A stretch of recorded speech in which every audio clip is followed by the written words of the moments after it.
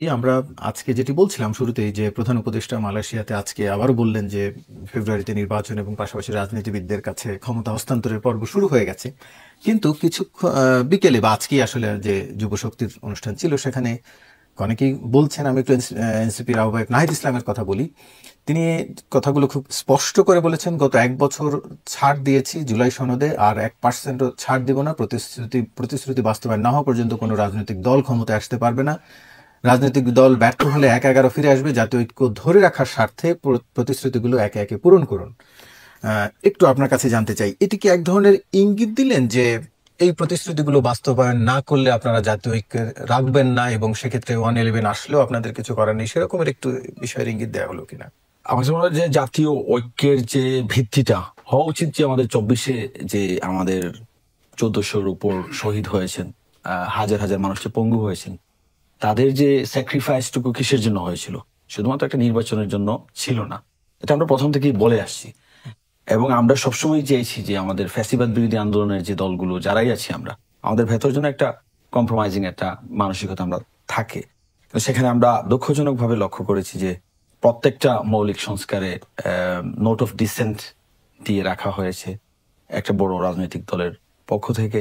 এবং ultimately doctor Mohammad ইউনূসকে আপনি যদি নৈর্ব্যক্তিকভাবে ভাবেন যে ওনার উপর কতটুকু প্রেশার ক্রিয়েট করা হয়েছে যে আপনি সংস্কার নিয়ে ভাববেন না, যত তাড়াতাড়ি সম্ভব নির্বাচনের তারিখটা দেন, যেটা আপনার 5ই অগস্টের পরপরই উইদিন আই থিঙ্ক 1 সপ্তাহের ভেতর যে জনসভাটা করে বিএনপি দাবি জানিয়েছিল 3 মাসের ভেতর নির্বাচন দিতে হবে। ওইটারই কন্টিনিউশন 1 বছর চলে যাওয়ার পর আমরা যেটা দেখতে পাচ্ছি যে শুধু আমাদের পক্ষ থেকে আসলে আমরা কেন কম্প্রোমাইজ করব? কম্প্রোমাইজটা হওয়া উচিত আলটিমেটলি বড় দল যারা, বড় দায়িত্বে যারা আছেন, যারা আলটিমেটলি সবাই ভাববেন যে তারা রাষ্ট্র ক্ষমতায় যাবেন। আমরা তো আমাদের দলের স্বার্থ আমরা দেখছি যে 53 বছরে যে একটা রাষ্ট্র যে এতটুকু সাফার করেছে, যে প্রত্যেকটা প্রতিষ্ঠান ধ্বংস করা হয়ে গিয়েছে, আমরা সেই ফ্যাসিবাদী কাঠামো যাতে না থাকে, জীবিত না থাকে, আমরা যাতে নতুন একটা কাঠামোতে যেতে পারি, সংস্কারের মাধ্যমেই সেটা একমাত্র নিশ্চিত করা সম্ভব।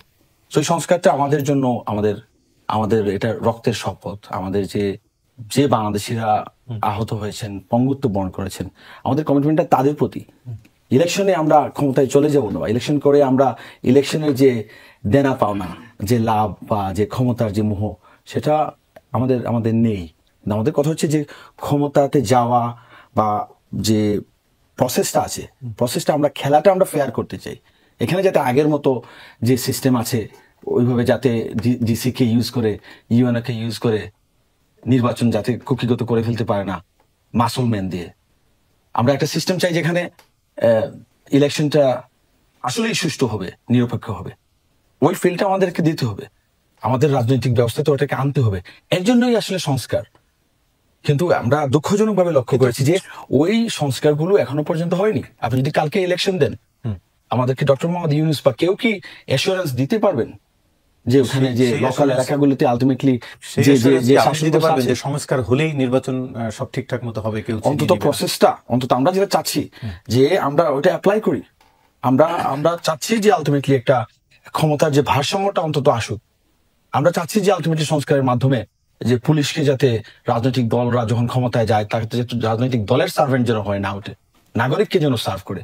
এখন আমরা জানি যে আলটিমেটলি যারা ক্ষমতায় যায়, এখনই আপনি দেখেন যে প্রশাসনে যারা আছে তারা লাইন ধরে আছে যে আগামীতে যে পার্টি ক্ষমতাতে আসবে তাকে আমাকে খুশি রাখতে হবে।